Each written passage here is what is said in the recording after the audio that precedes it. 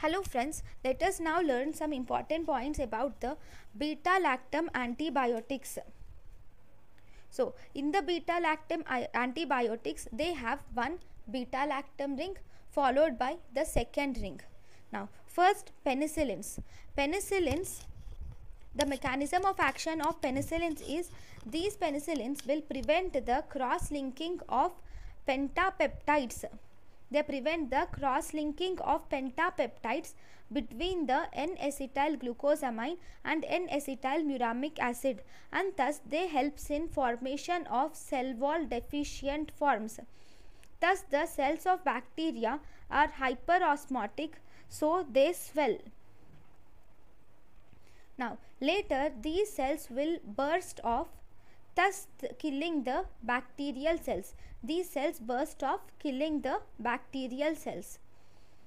Now, if you see, there are gram-positive cells. These gram-positive cells have large peptidoglycan rings, so they can be, because they have large peptidoglycan, so they can be destroyed easily.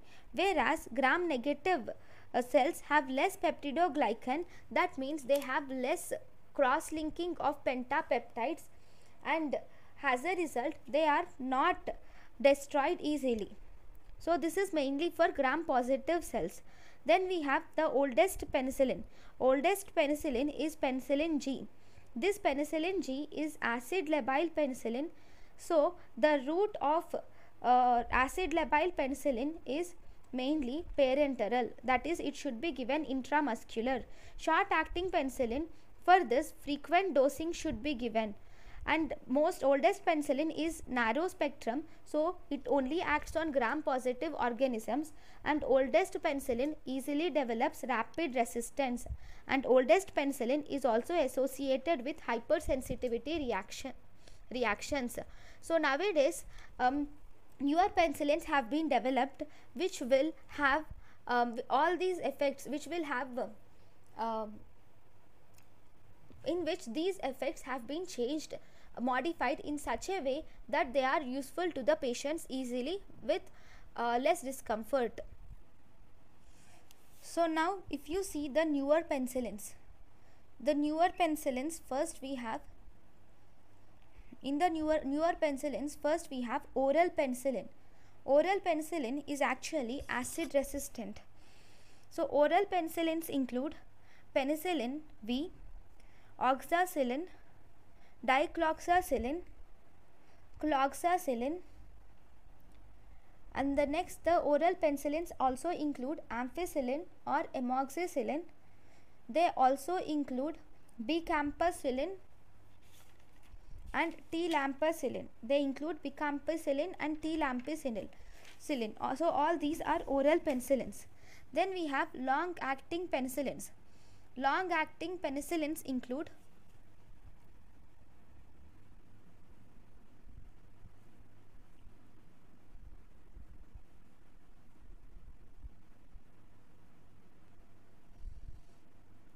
now if we will learn about newer penicillins again.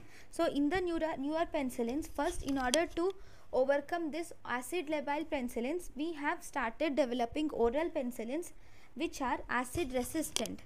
So these oral penicillins have penicillin V, oxacillin, dicloxacillin, and also cloxacillin. These oral penicillins also have ampicillin or amoxicillin. They include ampicillin or amoxicillin. They also include bicampicillin and also talampicillin. So all these are oral penicillins. Then second, if we see, we have long-acting penicillins. Long-acting penicillins are benzathine penicillins. In the long-acting penicillins, we have benzathine penicillins and we have procaine penicillin G. Benzathine penicillin and procaine penicillin G. So both these benzathine penicillin G and procaine penicillin G have deep IM, so they are used in depot preparation. So now these long-acting penicillins can be given along with a drug probenecid. If these long-acting penicillins are given along with the drug probenecid, So this probenecid will inhibit the tubular secretion of penicillin and thus increases the action time duration of penicillin even more. Then if you see, resistance of these penicillins is actually due to the enzyme bacterial penicillinase or beta lactamase. So if we degrade this drug, when we degrade the drug, these penicillinase and beta lactamase will degrade the drug. So resistance is mainly due to the enzyme bacterial penicillinase or beta lactamase, which will degrade the drug. To prevent this, we have started developing beta lactamase inhibitors or penicillinase inhibitors. These include clavulanic acid, avibactam, salbactam, tazobactam are all beta lactamase inhibitors or penicillinase inhibitors. Now clavulanic acid is combined with amoxicillin. Avibactam can be combined with ceftriaxone. Now this is a penicillin. Penicillin drugs should be combined with these penicillinase inhibitors. So clavulanic acid is combined. Amoxicillin is combined with a penicillinase inhibitor, clavulanic acid, whereas ceftriaxone is combined with a penicillinase inhibitor, which is avibactam. Ampicillin is combined with a penicillinase inhibitor, which is salbactam, whereas piperacillin is combined with a penicillinase inhibitor, which is tazobactam. Now we also have this is combining them with penicillinase inhibitors. Along with this, to prevent this penicillinase or beta penicillinase activity, we have developed some penicillinase resistant penicillins. So these penicillinase resistant penicillins have inherently resistance to these penicillinase. So these mainly includes methicillin. Methicillin is actually most resistant. If resistant to this methicillin, it causes methicillin resistant staphylococcal aureus. Then we have cloxacillin, oxacillin, nafcillin and dicloxacillin. So all these are penicillinase resistant penicillin.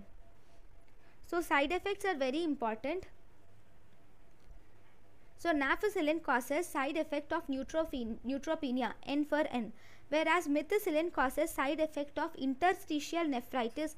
So this methicillin is not used. It causes side effect of interstitial nephritis, so methicillin is not used. Then clinically, if resistant to cloxacillin or oxacillin or nafcillin or dicloxacillin, then we call it as MRSA. Then we call that as MRSA, methicillin resistant staphylococcal aureus. Then the next important thing is about the hypersensitivity reaction.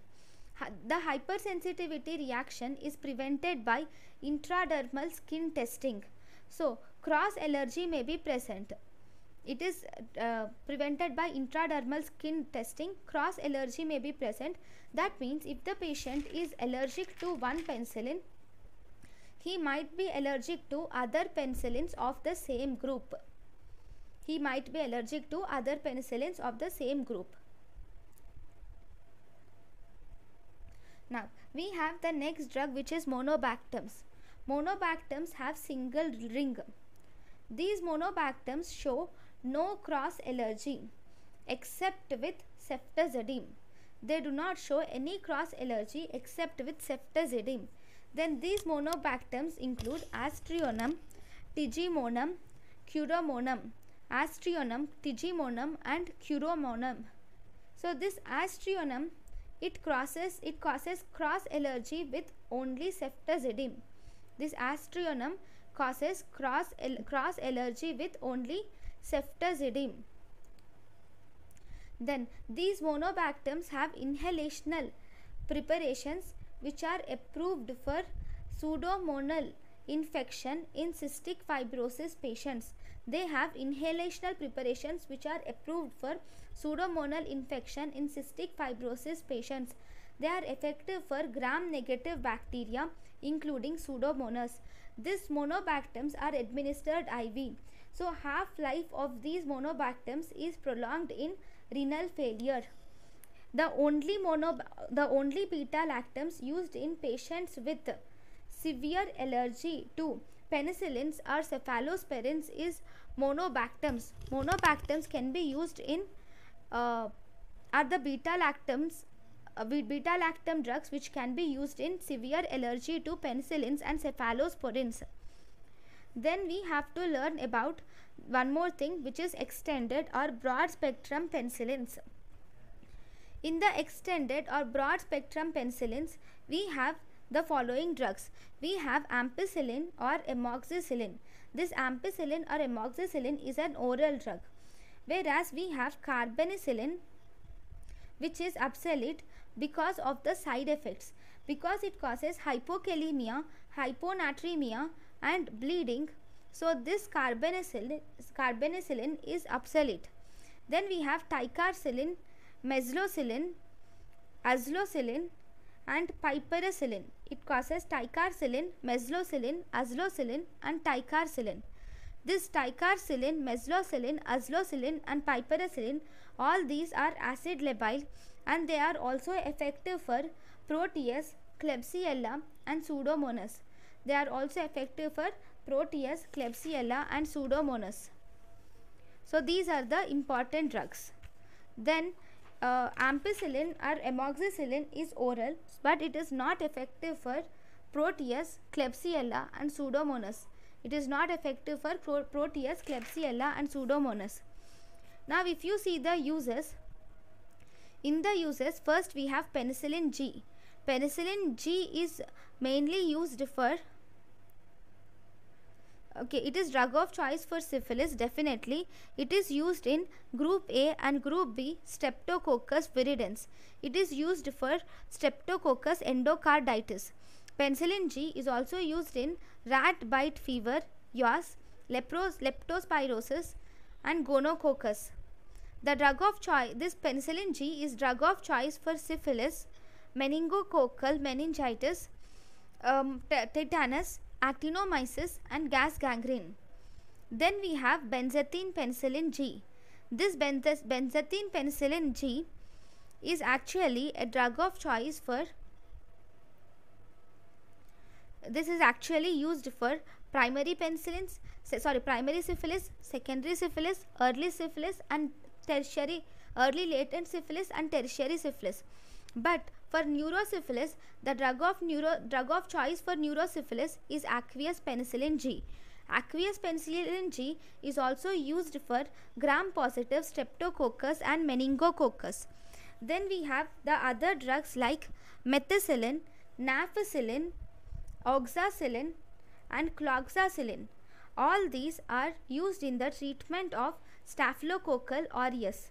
Then these drugs also are used in also cause incidence of MRSA is noted where there is penicillin binding protein mutation. Here in MRSA the main mutation is due to penicillin binding protein mutation. Then we have ampicillin and amoxicillin. Ampicillin and amoxicillin are wide spectrum and these are used for enterococci, listeria and Haemophilus organisms. Then we have ampicillin. Ampicillin is also used as drug of choice for listeria meningitis. Ampicillin is drug of choice for listeria meningitis. It is also used in UTI caused by Enterococcus faecalis. Now important thing is side effects. So in the side effects,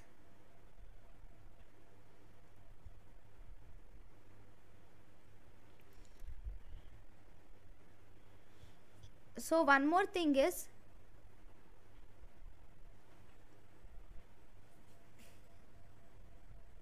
this penicillin G is useful for prophylaxis of anthrax. Okay, but for prophylaxis the main drug which is used is ciprofloxacin. Penicillin G can be used in anthrax. For prophylaxis we use ciprofloxacin, and there is also a monoclonal antibody which can be used for prophylaxis, which is pagzibacumab. And penicillin can also be used for gonococcus, but the drug of choice for gonococcus is ceftriaxone. Now, if we see the side effects, the penicillins can cause hypersensitivity reaction. So the first we should give test dose, especially we should give it intradermal. Then we have GI side effects like it causes nausea, vomiting, diarrhea, and it also causes glossitis. Then side effects like ampicillin, side effects can be ampicillin causes maculopapular skin rash in patients with viral disease. Methicillin causes most commonly interstitial nephritis, has side effect, whereas amoxicillin and ampicillin, both these cause nausea, has side effect, whereas this ampicillin causes diarrhea most commonly because it is incompletely absorbed. Whereas we have procaine penicillin. Procaine penicillin causes seizures and CNS abnormalities, has side effect. Oxacillin causes hepatitis, has side effect, and it causes reversible increase in SGOT or SGPT. Carbenicillin causes bleeding, has side effect, and in syphilis there is Jarisch-Hexhelmer reaction is seen. And naficillin, this naficillin causes neutropenia. So these are the important side effects which are seen in penicillins. So this is about the penicillins. Thank you for watching.